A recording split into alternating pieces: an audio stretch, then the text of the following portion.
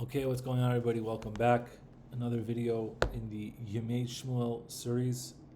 We are up to Parak Samach Aleph 61, chapter 61 in the book Yemey Shmuel, the life of Rav Shmuel Horowitz, Breslov Chassid. And this is very relevant because he's talking about the 3 weeks over here. He was in Meron a lot, and he was also in Tzfat where he lived. So he says over here, every day of the 3 weeks, I said Tichin Chatzois at Chatzois Yom, and on the night of Hey Av, which is the Arizal's Yortzeit, I was in the shul of the Averture inside the Basayin shul with my uncle Rabbi Avner, and we spoke about that the next day we would go to the Tzion of the Arizal in the Tzfat cemetery. In the morning we got up and we went to the Beit Knesset Ari of the Sfardim.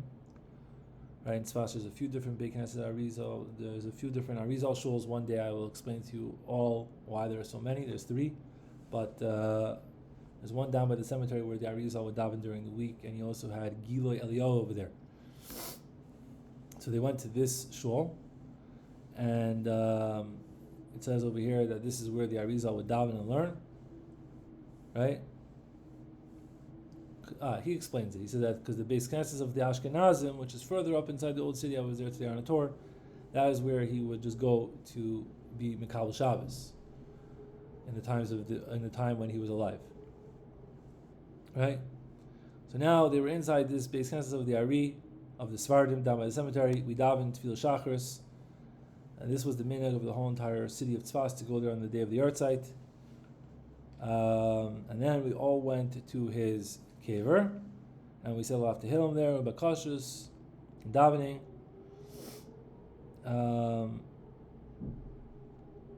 And everybody would daven there until around Chatzois Yom. And there was people inside the shul learning and davening. At the same time, there was people by the kever davening. You would hear both of them screaming and davening and learning and crying and everything like that. It was very beautiful. It was bechinas lag ba'omer. And my father also, Rav Shmuel Horowitz says that my father also was naig to do this, to go on the day of Hey Av, to go to the Beit Knesset Ari, and he had a makom kavua sham, and we would daven there, and it was bechinas yontif, Yom Tov. My father would go to the Tzion, he would say a lot of Tehillim with great hislavus and hisoyris. And it was a very, very special day in Tzfat. So that's going to be next week. Hey Av is going to be the Arizal's Yortzeit. Millions of people come.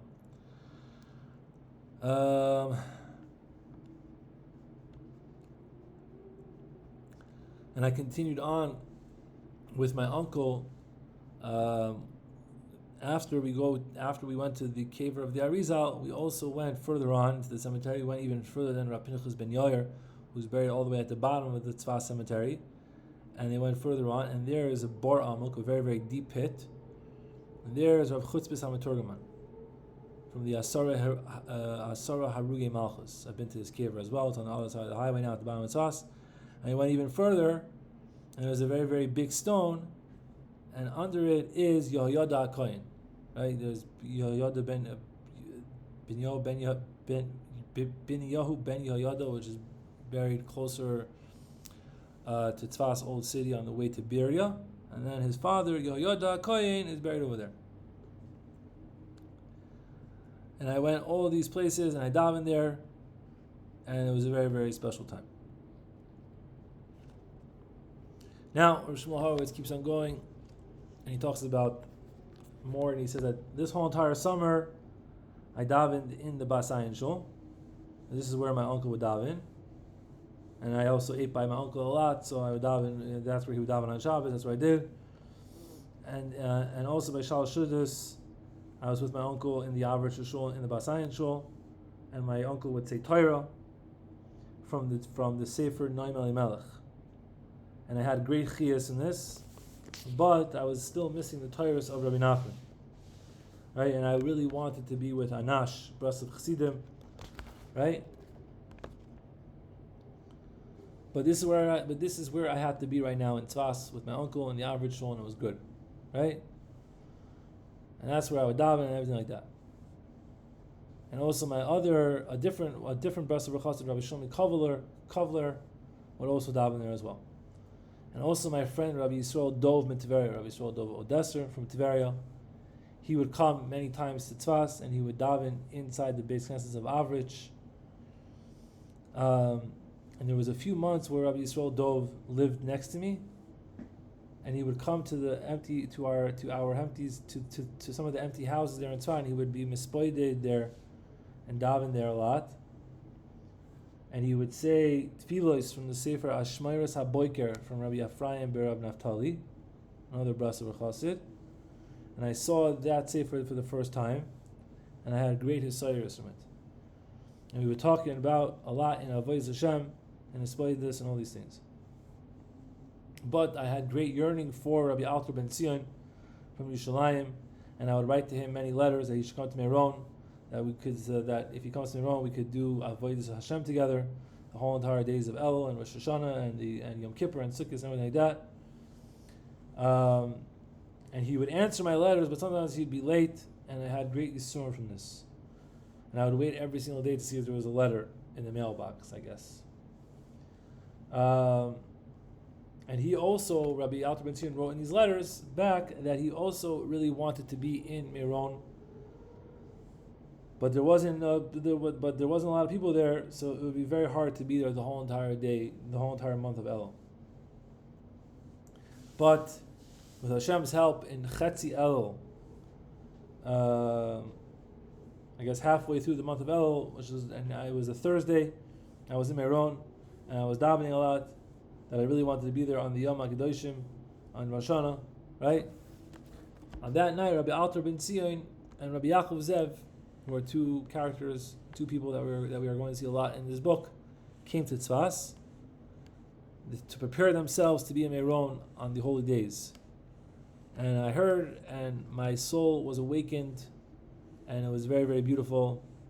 And I came back to Tzfat, and I spent the night with them. And yeah.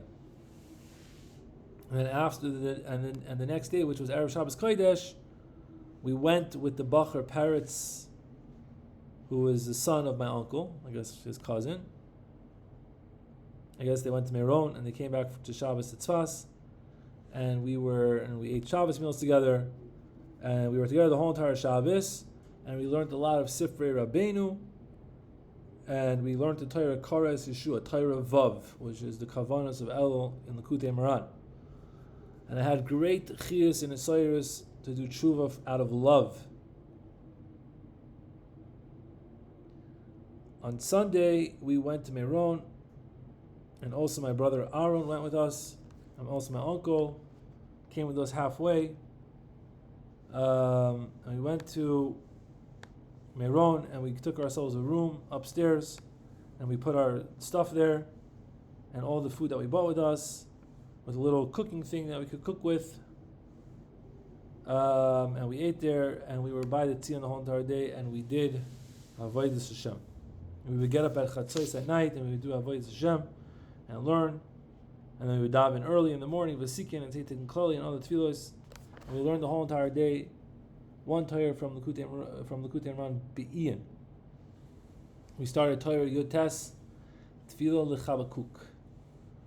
We went 4 or 5 hours in learning this Torah. And then we did a Spoidas on this Torah.